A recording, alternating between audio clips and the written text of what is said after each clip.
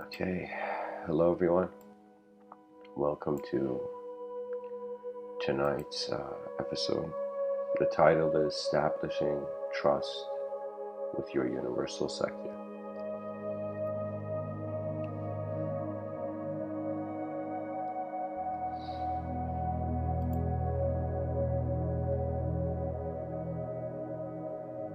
In the subtitle, I've written Independence from the outer realms activates the inner realms.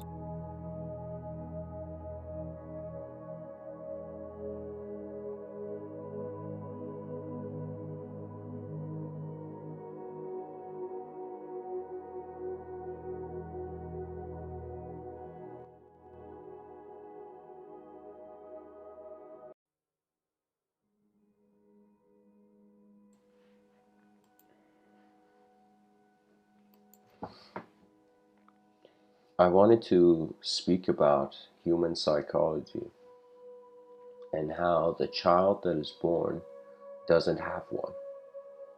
Not that there isn't anything prior, I don't want to look at that yet, but I would say first the child emerges as there's a physical birth in some sense.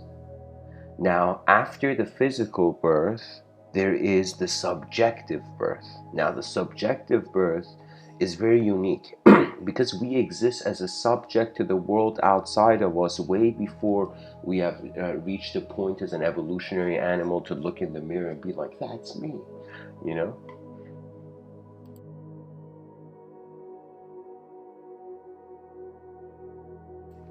Therefore, there is a silent physical expression.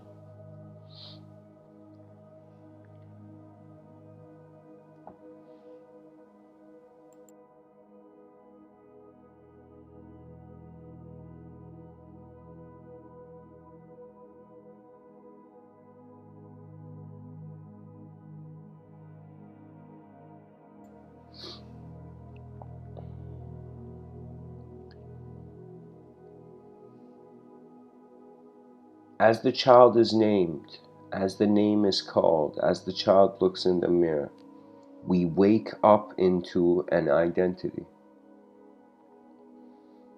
That means I believe this should be common with everybody, where every person's earliest memory in this life will be awakening into not will be, I'm saying it most likely, it's like you wake up as a person. Here's the thing, we are born as existence, but we wake up to the realm as experience. We just arise, just like how you can look at evolution and be like, all right, certain conditions were met, and then there was an emergent property. That means here's the difference between, you can say, somebody who's a panpsychist and somebody who is not a panpsychist, It's the suggestion of, is sentience limited to just the particle?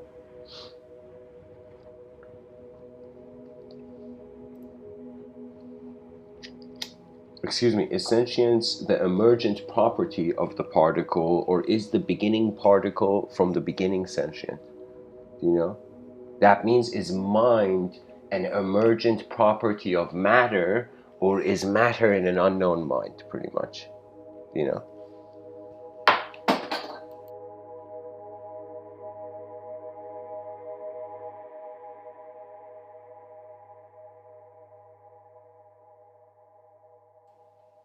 Either the unknown is in man's mind, or the man is in the unknown's mind.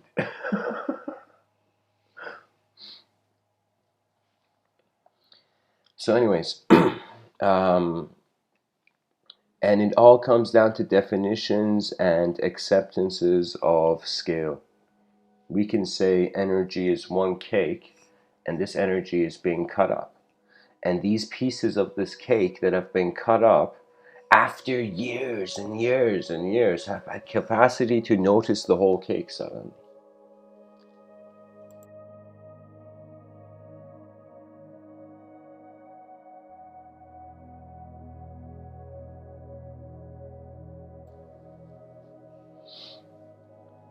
If we see ourselves, if we consider intelligence to have a non-intelligent source, how can we ever be intelligent? It's at best a very elegant illusion. As if like you can look at how animals look at things, like when a dog looks at something, evidently dogs see in black and white. But so many things in this life, they're not in black and white.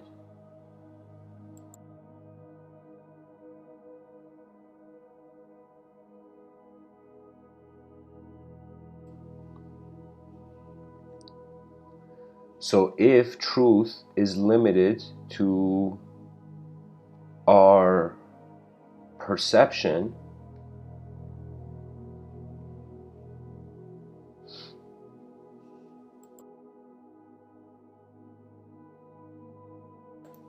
we can never know there is a truth outside that perception.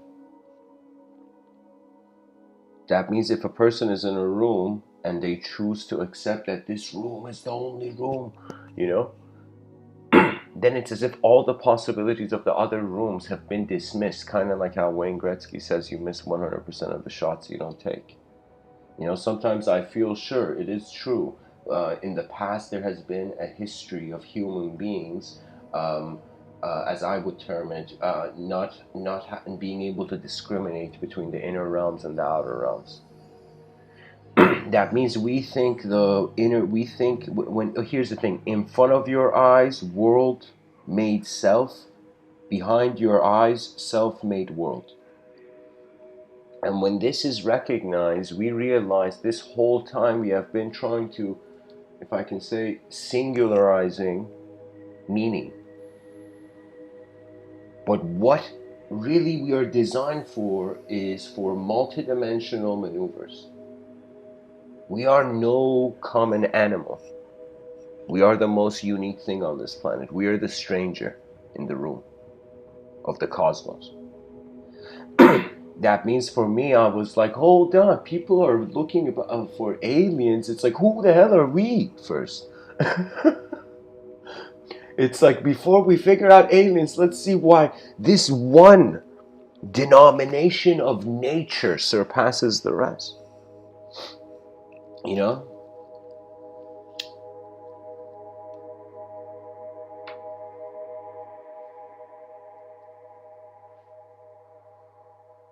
And one thing I've noticed is that all animals in nature, compared to the human being, compared to the ape, no animal has fingers like we do. That means I was thinking, okay, let's see it from a sci-fi angle where imagine human species has become so advanced and so evolved and futuristic and type 3 civilization, Kardashev skill, level, And so I thought, let's say we reach a point where we go to a planet, and you know how like there's like, like, I don't know, a billionaire who sees who's a young kid. I see it in these YouTube videos. The young kid wants to be a millionaire. The guy's a billionaire. The billionaire's like, I see myself in this kid. So there would come a point where our planet, the human idea, what started on Earth, will look upon other planets. We are growing with the cosmos.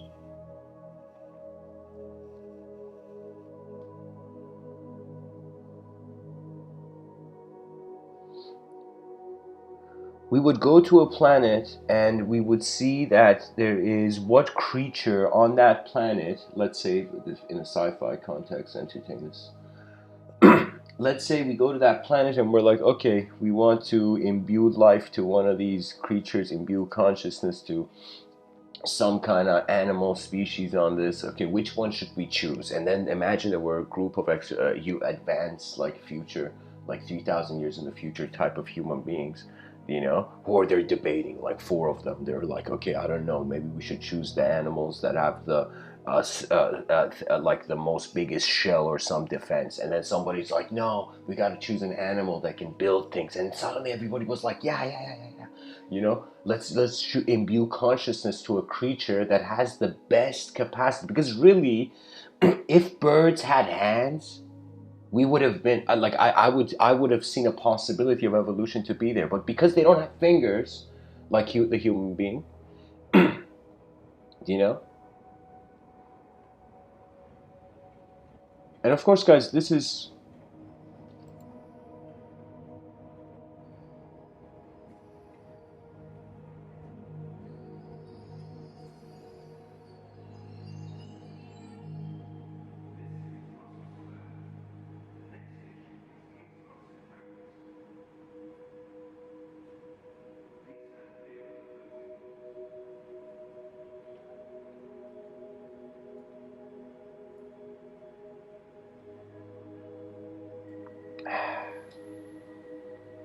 you know, guys, just entertain what I'm saying here because it's a sci-fi context. What I'm trying to say is that in mythology, we get a clue about the universal picture of Earth being the mother archetype, you know, the Gaian mother. And then there was the archetype of the father, you know. Now, this archetype, this void was filled with narratives in the 6th century. But on another sense, it was Mother Earth, Father Sky. And there would be an interchangeability between sky and time, I would say, in certain ancient contexts.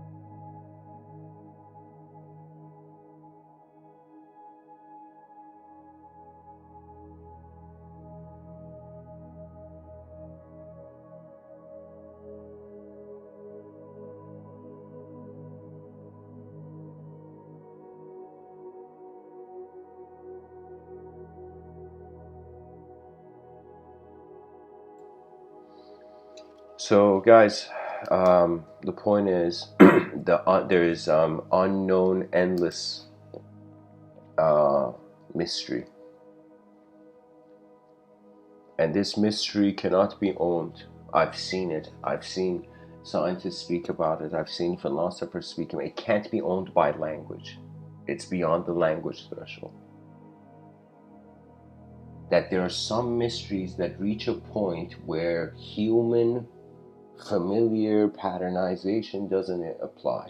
In the inner realms, you find this a lot. In the inner realms is where there is attention prior to identity. So if the attention wants to identify, it will instantly it's as if it's like inner.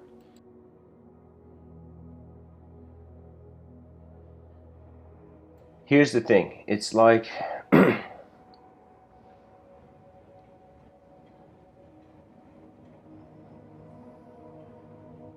it's like the turtle and rabbit story we have in legend, in bedtime story legend, you know.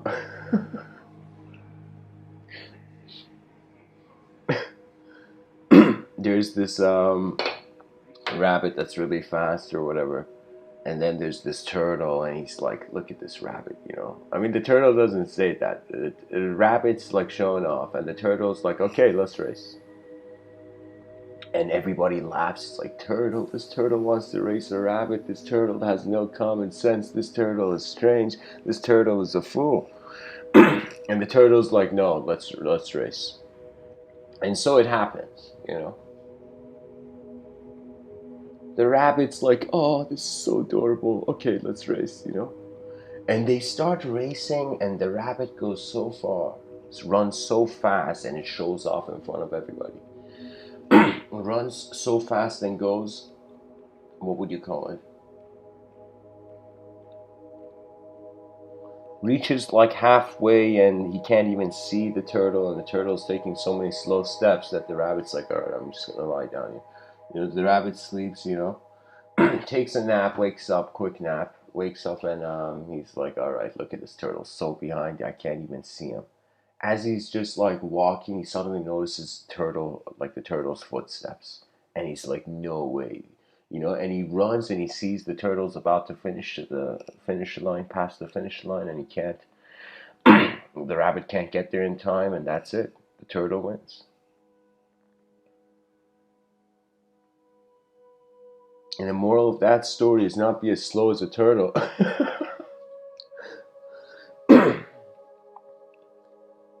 The moral of that story is be as fast as a rabbit, but be as moral as a turtle. With the morality of the turtle, with the decency of the turtle.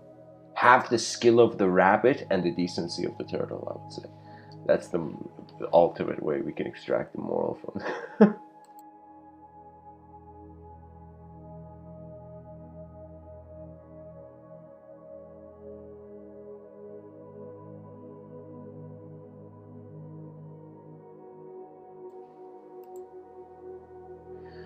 So, anyways, I'll get to the main idea. To be honest, the subtitle, I wanted to make that the original title of the talk, but it was too long. Independence from the outer realms activates the inner realms. This relationship that the child's inner realms is dependent on its environment. The child doesn't have a mind of its own. There was a reason, you know, the propaganda of dictators didn't work on infants. You know, there was. And what I'm trying to say is that the child depends, the inner realm, the psychology of the young child is dependent on its environment. But then in life, there comes a recognition, especially upon the realization of mortality and also that we're on a rock in the middle of nowhere, you know. Upon these two, you know, you can say casual realization.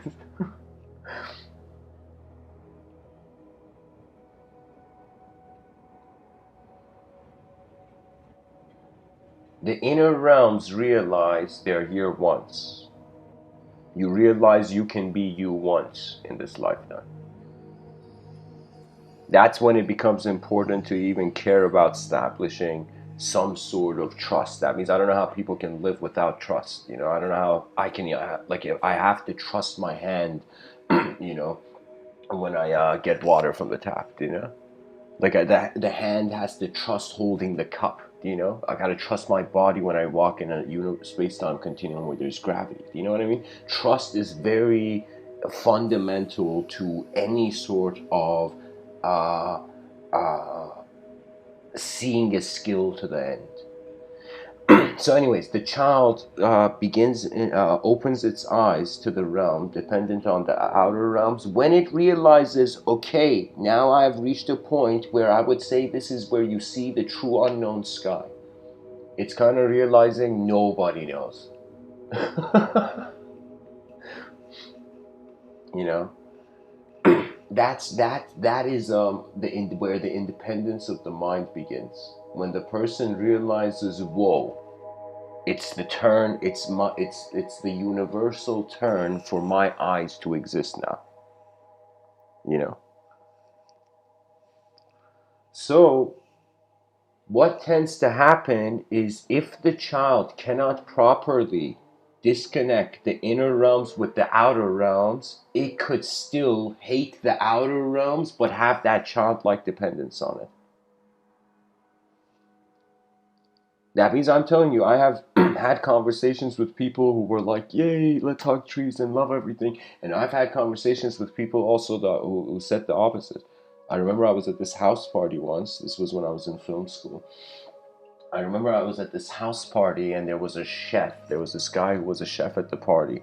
And I'm going to spare you the details, but at some intoxicated point at the night, this person suddenly went on a rant of how much he hated how the world had deceived him. That means he was under the impression the world was one way as a child, then suddenly had seen it wasn't like that, and that deception had created anger, hate, some sort of rage in it, you know?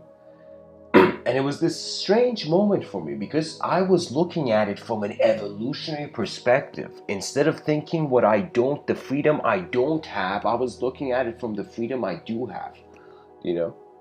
And the freedom I do have is 4.5 billion years of evolution. Be grateful that your eyes are even open.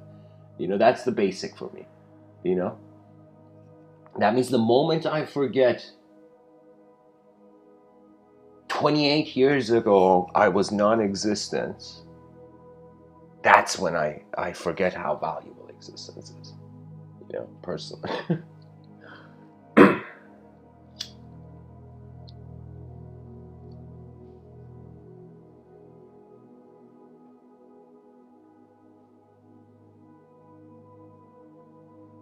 After, now check this out, if the inner realms,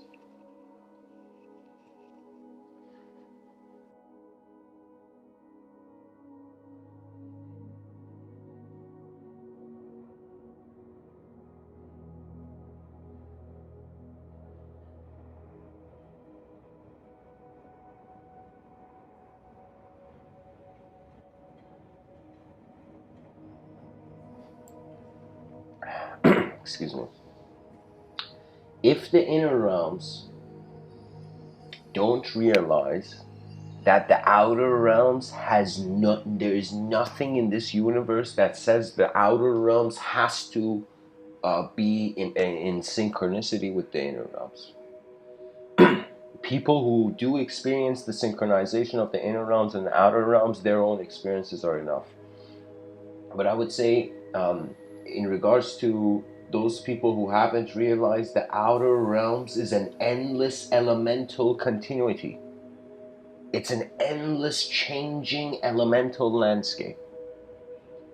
And so in this changing elemental landscape, we are a part of the landscape who has kind of, you know, put a suit and a tie and has named itself, you know?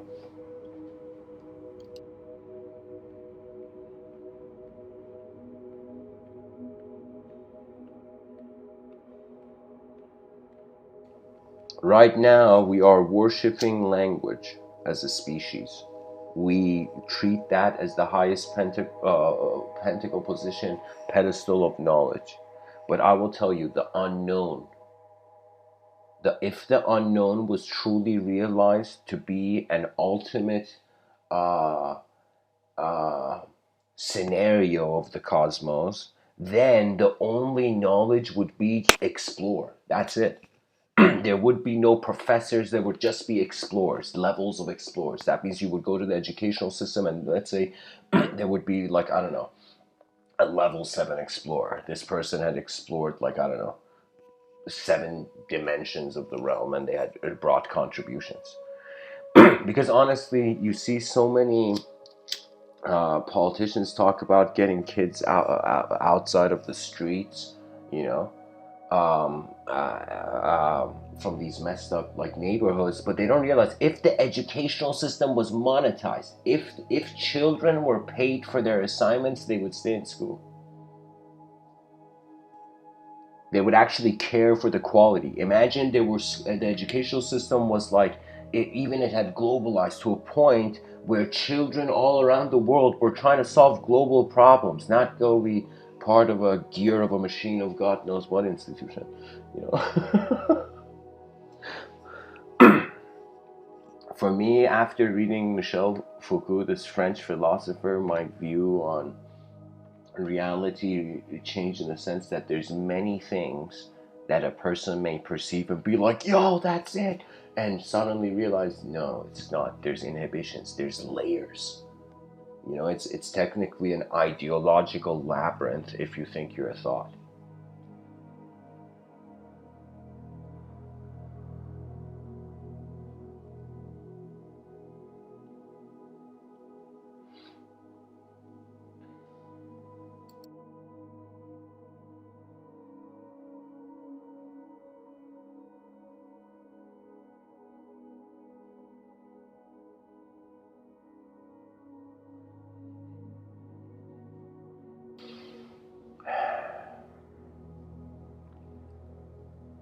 So the person has realized, let's say the child, the growing child, the human child, has suddenly realized, okay, my inner realms and outer realms don't have to all the time, correlate. That means it just because a person sees a moment in a wrong way in one moment doesn't mean 24/7 that's their opinion. We're kind of like, our psychology is like weather. When we realize this, we free ourselves from the obligation of some strange perfected shape that we have to be 24/7. You see, the human being is I actually feel there's three dimensions to you can say the experience of life. There is like a solid dimension to it. Like, think as if consciousness is a substance. I think it was it Plato? There was some ancient Greek philosopher who saw that consciousness was a substance, an element, you know. So let's say if consciousness, if this attention we have right now as a being in the presence of this moment, just present as this moment, this attention has an ability to, like the substance, let's say water, H2O, like it can become solid, be found in a solid state. That means suddenly reality can become like ice, meaning can be frozen, you know? Then you can say there's a liquid state of view where the person is not necessarily looking for belief or to disbelief. It's like it's neither whack-a-mole or um, endlessly pray to the void. It becomes a situation where the liquid state of mind is river-like. It can't be owned. In that state, the person can just be silent, still, and watch. That's all you can do. You can watch it if you really want to be it. I'm like somewhere in between when I give these talks. I'm like I'm like iceberg in an ocean, you know? It's one of those nights you just feel like an iceberg in an ocean.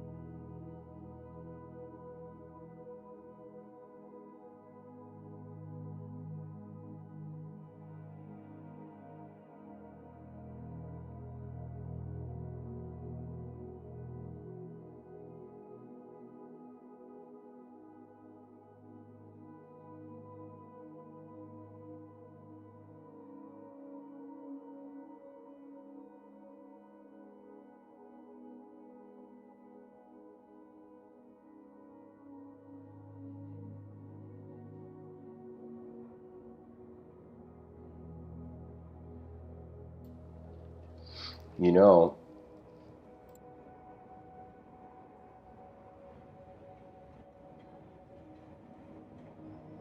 the mystical experience would be the gas state.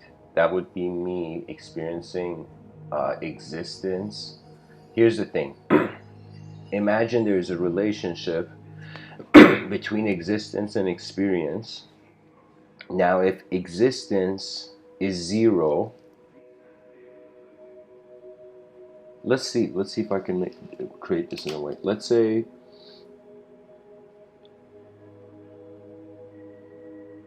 If existence means nothing, how could experience? If experience means nothing, how could existence?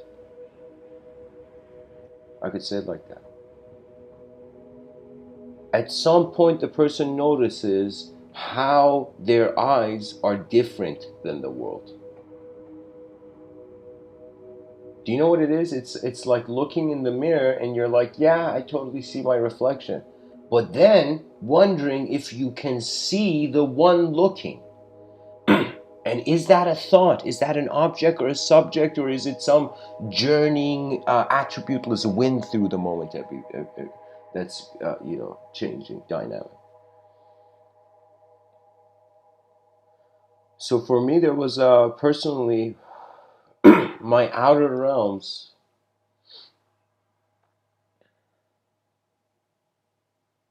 You just realize you're not their owner.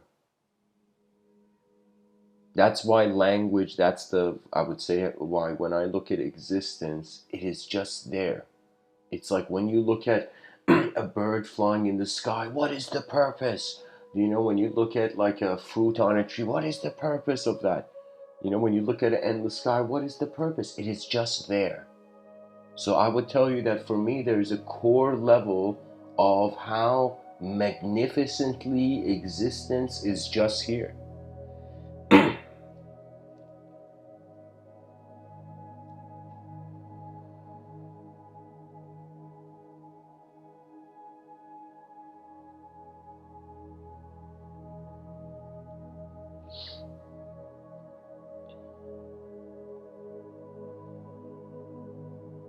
It's like in front of our eyes, we are endless selves, senses of self. Behind our eyes,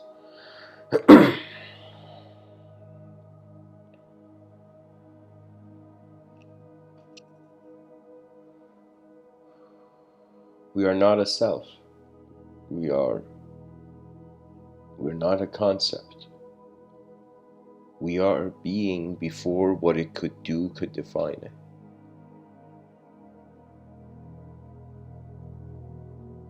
That's where the person gets to a point where they make energy their ally. Think of it this way, that this life is about finding allegiance with different forces of nature. What does that mean? That means in this life you can choose to... I'm speaking metaphysically, guys. Do not perceive this as a sort of outer realm thing. I'm speaking about how the psyche, its response to the moment is a behavior. Let's start from here. Let's say a person was thrown into a random situation. The first thing we would find is their behavior. They would approach the situation in a certain way. Now, what is that approach on a psychological level? It is the senses reaching the person instantaneously, and then there being their memory, which is the content of the inner realms, and it's not just memory. There's memory, imagination, and something where I would say we can call it factor X. Instead of the X factor, I would say factor X. It's just it's like it's just an unknown element, There's mysteries. Here's the thing. Imagine there's like 10 mysteries. You solve here's the thing. You thought there was one mystery. You go solve the one mystery. You see there's 10 mysteries. You go solve those 10 mysteries. You see there were 100 mysteries. So the point is not to endlessly even search for truth, because in an endless simulation, truth is endless. It's literally like, it's like, you know what it is? Sometimes I feel just like language is feeding something in the human psyche.